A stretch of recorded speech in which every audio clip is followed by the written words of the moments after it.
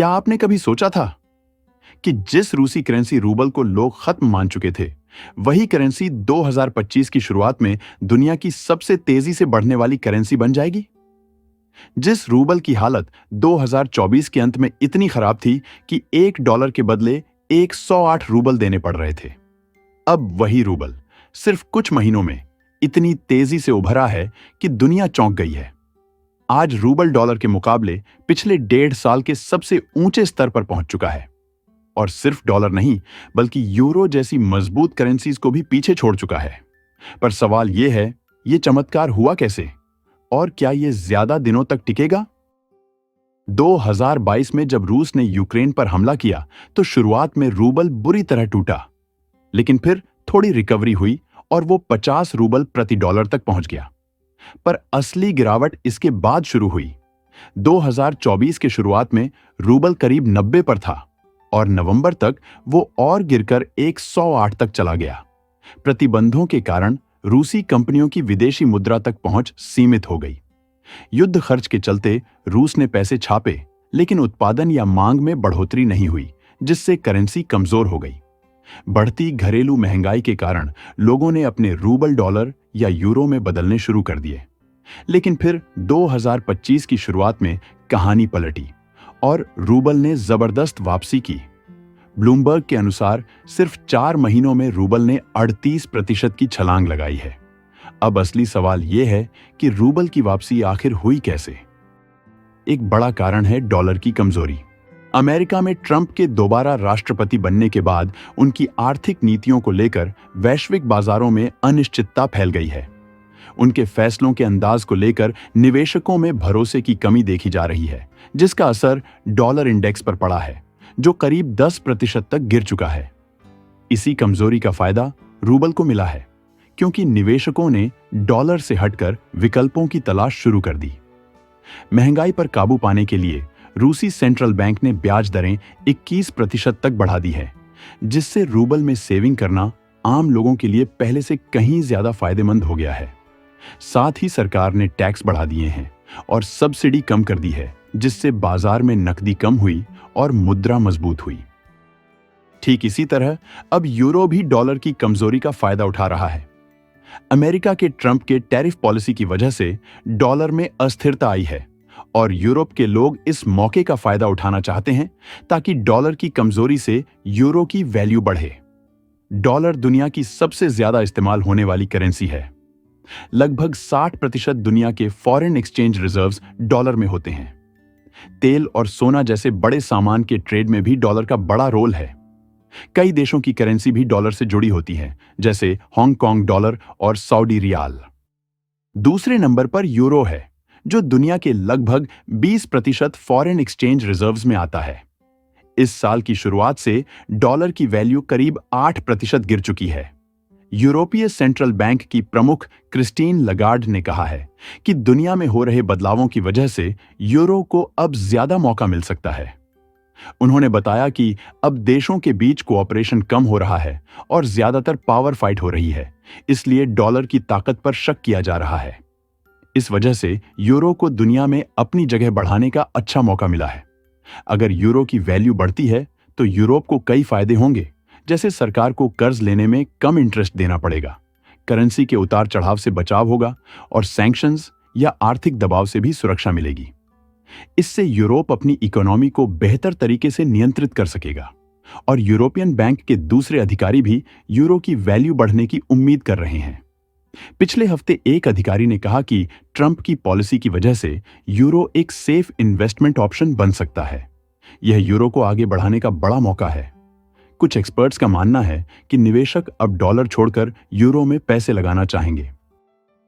अब सवाल यह है कि क्या रूबल की मजबूती रूस के लिए पूरी तरह फायदेमंद है? इसका जवाब है हां, लेकिन पूरी तरह नहीं। रूबल मजबूत होने से महंगाई कम करना आसान हो सकता है, क्योंकि इससे विदेश से आने वाली चीजें सस्ती हो जाती हैं। इससे रोजमर्रा की चीजों की कीमतें स्थिर रहती हैं और घरेलू बाजार में भी असर पड़ता है। साथ ही रूबल मजबूत होने की वजह से विदेश यात्रा करना भी सस्ता हो गया है, इसलिए लोग अब ज्यादा विदेश यात्रा करने लगे हैं। लेकिन रूबल की मजबूती के कुछ नुकसान भी हैं।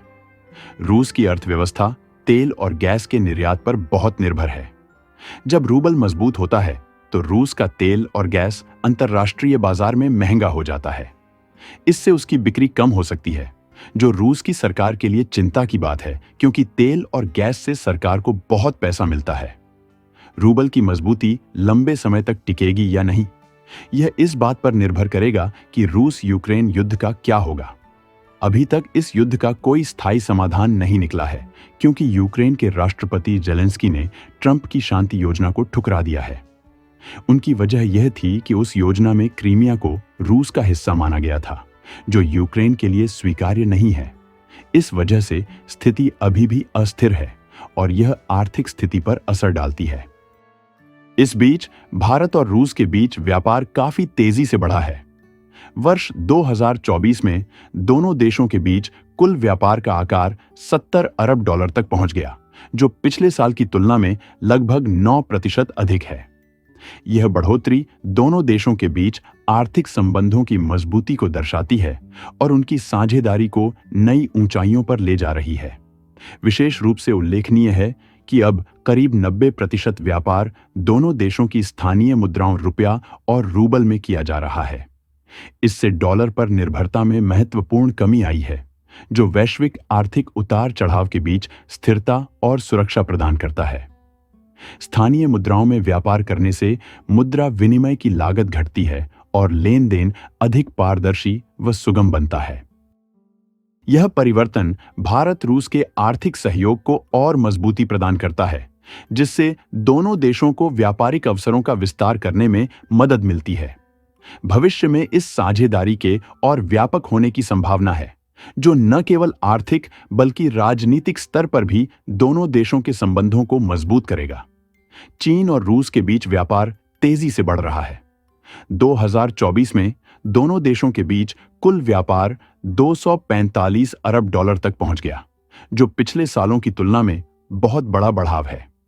यह दिखाता है कि दोनों देशों के बीच आर्थिक रिश्ते मजबूत हो रहे हैं और वे एक दूसरे के साथ मिलकर काम कर रहे हैं। हालांकि 2025 के पहले 4 महीनों में व्यापार में थोड़ी गिरावट आई, जो कुछ वैश्विक आर्थिक मुश्किलों की वजह से हुई। लेकिन मई 2025 में दोनों देशों ने फैसला किया कि वे अपनी अपनी मुद्रा यानी चीनी युआन और रूबल में ज्यादा व्यापार और भुगतान करेंगे। इससे उनका डॉलर या दूसरे पश्चिमी देशों के पैसों पर निर्भर रहना कम हो जाएगा। यह कदम उनके आर्थिक लेन देन को और आसान और सुरक्षित बनाता है। इसका मतलब है कि रूस अब धीरे धीरे पश्चिमी देशों के दबाव और पाबंदियों से दूर हो रहा है और भारत और चीन जैसे बड़े और महत्वपूर्ण देशों के साथ अपने संबंध मजबूत कर रहा है। इसी वजह से रूबल की कीमत मजबूत हो रही है और वह एक भरोसेमंद मुद्रा बन रही है। आगे क्या होगा, यह वक्त बताएगा, लेकिन साफ है कि रूस की यह आर्थिक वापसी एक बड़ी और महत्वपूर्ण कहानी है। इस बदलाव ने रूस की आर्थिक हालत को बेहतर बनाया है और पूरी दुनिया की आर्थिक ताकतों के बीच नए बदलाव लाए हैं। अगर आप दुनिया के ऐसे बड़े और दिलचस्प बदलावों के बारे में जानना चाहते हैं जो वैश्विक सत्ता के समीकरण को बदल रहे हैं, तो मेरी लेटेस्ट वीडियो जरूर देखें, जिसमें जर्मनी के उस बड़े फैसले पर विस्तार से चर्चा की गई है, जिसने पूरे वैश्विक उद्योग की दिशा ही बदल दी है। लिंक स्क्रीन पर है, उसे क्लिक करना न भूलिएगा। वीडियो को लाइक करें, चैनल को सब्सक्राइब करें और इसे अपने दोस्तों के साथ जरूर शेयर करें, ताकि वो भी इन अहम जानकारियों से अपडेट रह सकें। धन्यवाद।